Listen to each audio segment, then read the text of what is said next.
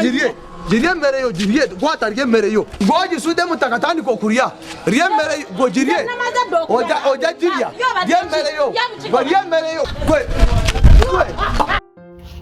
amawulire munnange ag'ennaku agaliwo Chameleone alumbiddwa ekirwadde ekitandika kubeera nga kitegeerekeka era bw'atyo addusiddwa mu ddwaliro nga biwala ttaka ate munnange ku sayidi eri mu mawulire ag'ennaku ennyo ekisaawe ekyakatemba wano mu Uganda kiviiriddwako omwagalwa bangi Messi era ono afiiridde mu ggwanga erya Amerika afudde era Messi ono abadde musajja w'amaanyi nnyo era atamanyi amalula family then kitegeeza nti oba oliawo tobadde nga ku TV ne ku radio stations wano naye munnange munnakatemba ono Nicholas Mpire bwe tumanyi nga Messi Bontwe bw'atyo munnange afudde era nga ono abadde memba oba yaliko memba wa Amalula family kubanga era ye founder wa Amalula family. In fact Amalula family yali yiye bano bamuti bonna beeyungako mweyunge kakati kigambibwa okuba nti munnange yafudde ku lunaku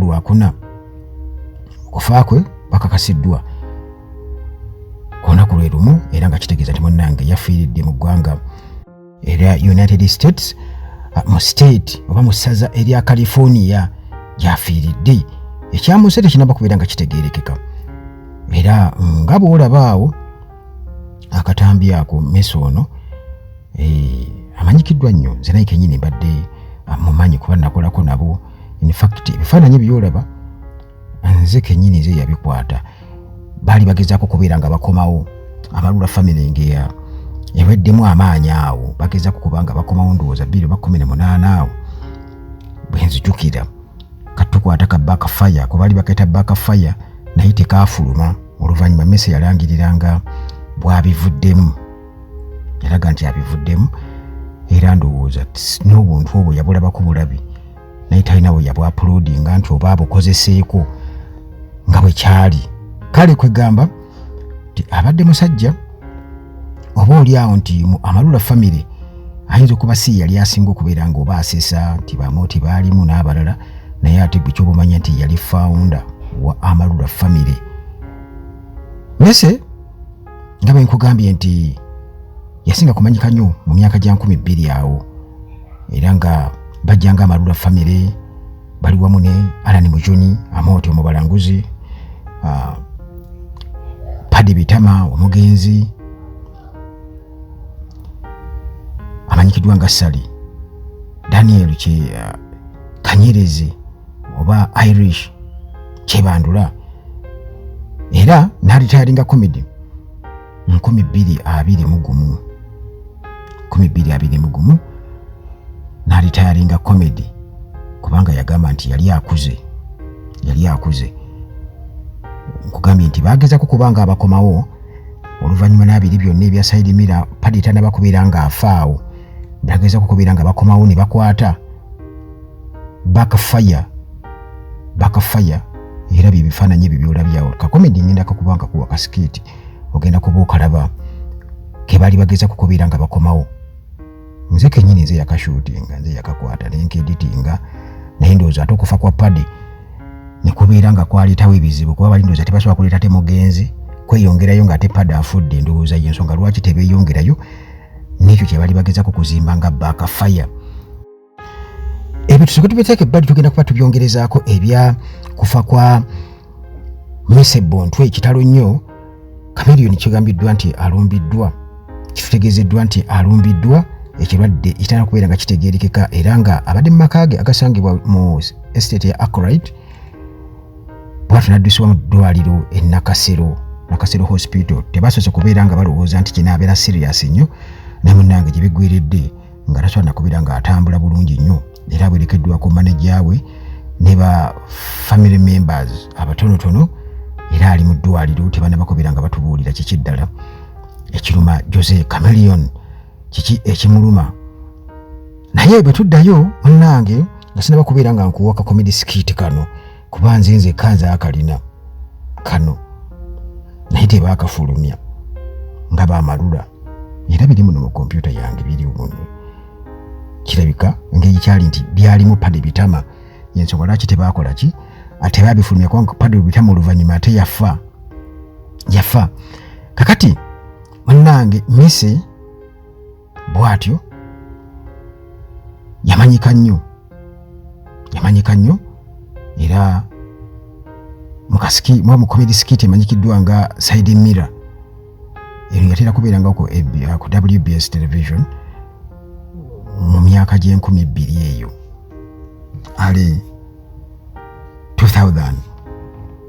Side Mirror twagimanya nnyo wano mu Uganda era yayogera ku bintu bingi nnyo ebikwata ku bulamu bw'ensi nga bazanya ku kyonna kiri era munnange programu eyo yatandika okubeera nga kumpi yesinga okulabibwa kubanga WBS yali yamaanyi nnyo mu biseera ebyo naye munnange nayo yayitiraawo yatulabako nnyo kati pade bitama nga maze okubeera nga afa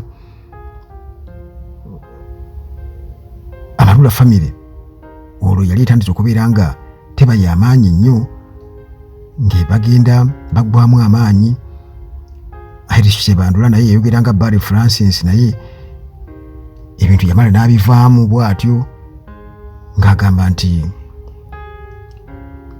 abantu bali tebamutwala kubeera serious ng'egye yali ayeyereza Barry Francis kati n'asalawo anoonye opportunities endala kakati munnange bwetyo show neegwa nga Side Mirror naye Amalula jonga Yuba Missy bwe bati munnange bali bafunye ettutumu Amooti omubalanguzi kwe bali bafunye erinnya oluvannyuma kigambibwa okuba nti Missy ng'amaze okumaliriza comedy n'okukola ku radio stations olwo n'agenda mu America gy'abadde abeera kubanga Missy ono akoze ku radio stations wano nga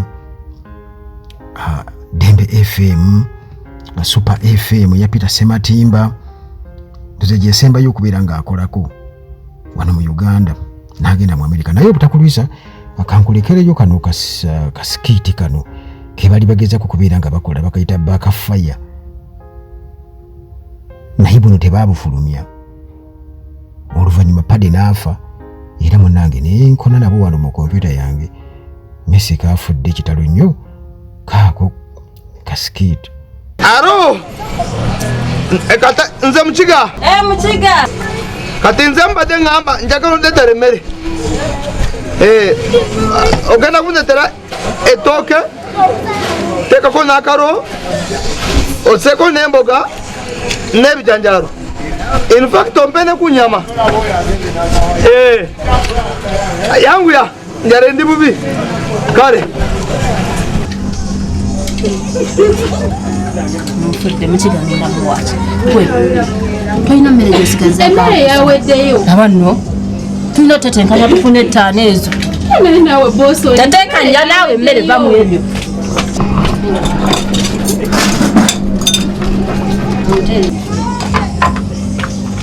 olina otetenkanya sente osobola ekibuga newoddaawo emmere yawoyo sente zinaakusangaawo sente tezifunika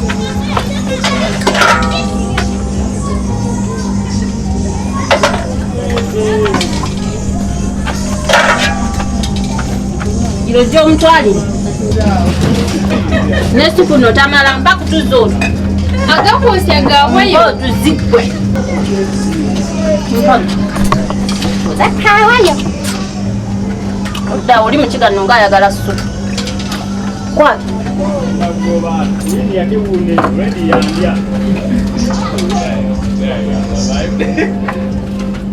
tompadde fooko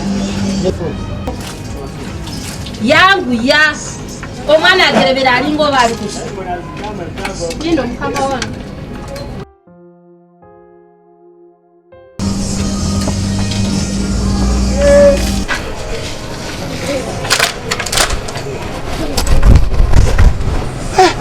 katono omukazi ng'aruddeyo nnyo agenda kunzisa enjala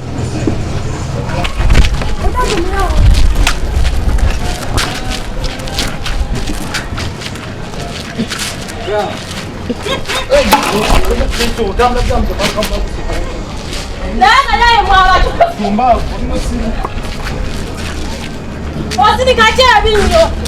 Chokala wachokoza mmiri. Katonda wa. Simanyi mukigandise busi. Omusajja yakula omuto. Noli omuyaye kimwasamiriza agendenga atomera butomezi bantu.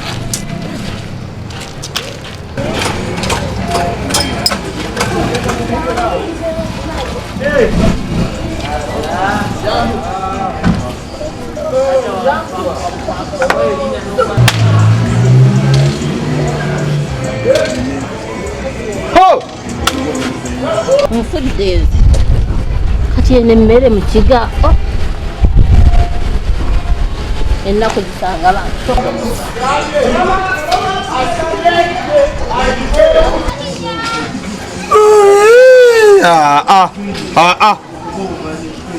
abagenda bareeba kamulinde nga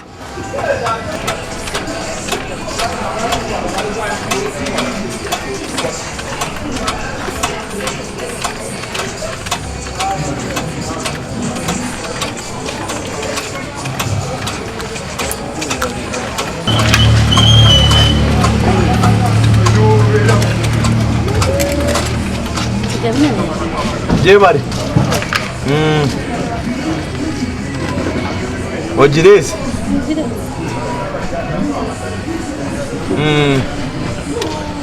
Mwenye webari jireta. Kateno ya meka. Ene etani. Eyocha. Katinzemba dengamba. Turra kwa. Tukiro turakoa tunyemi. Munange jebari. Ojirezi. Otude. Katenzemba dengamba. Soko jukwate. Kwata mwana. Zino zemba.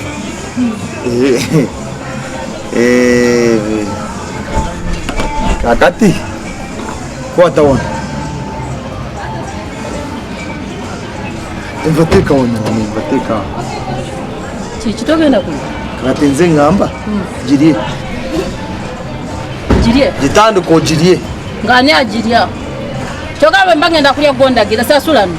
Katenza sura biche mero jukubye wari wansinga ankuraba. Katotanzo jire tamunze jirie. Oroza nze nimusiru nsobora kuriye mere edu. Kumere sinasula kumere. Tonakora ki? Sinagisula. Gumukasi kwa muganda roza fa bachiga torba tumba.